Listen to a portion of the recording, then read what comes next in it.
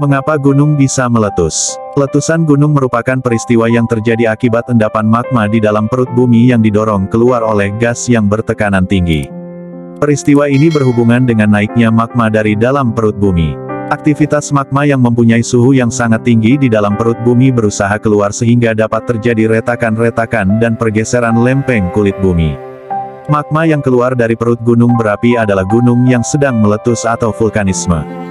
Magma adalah cairan pijar yang terdapat di dalam lapisan bumi dengan suhu yang sangat tinggi, yakni diperkirakan lebih dari 1000 derajat Celcius. Cairan magma yang keluar dari dalam bumi disebut lava.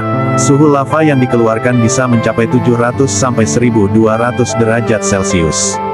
Letusan gunung berapi yang membawa batu dan abu dapat menyembur sampai sejauh radius 18 km atau lebih, sedangkan lavanya bisa membanjiri sampai sejauh radius 90 km.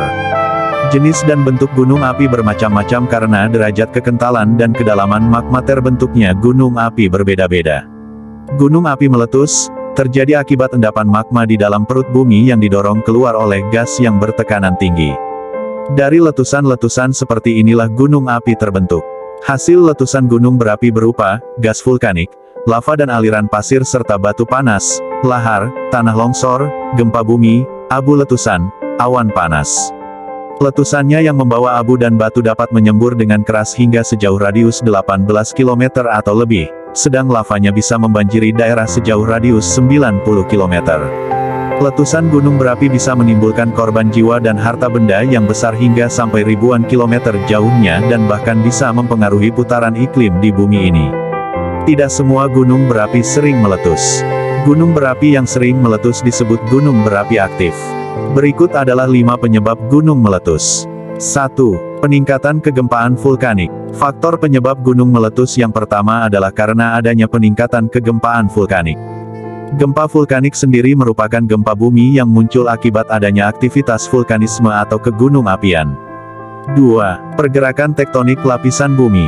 Faktor penyebab gunung meletus yang selanjutnya adalah adanya pergerakan tektonik lapisan bumi.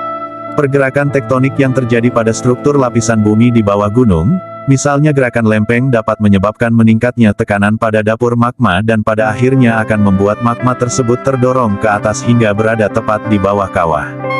3. Adanya peristiwa deformasi badan gunung.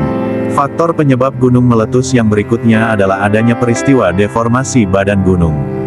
Deformasi badan gunung adalah peningkatan gelombang magnet dan listrik sehingga menyebabkan struktur lapisan batuan gunung yang dapat mempengaruhi bagian dalam seperti dapur magma menjadi tersumbat akibat deformasi batuan penyusun gunung. 4. Lempeng bumi yang saling berdesakan. Faktor penyebab gunung meletus yang keempat adalah adanya lempeng-lempeng bumi yang saling berdesakan dan saling menghimpit satu sama lainnya.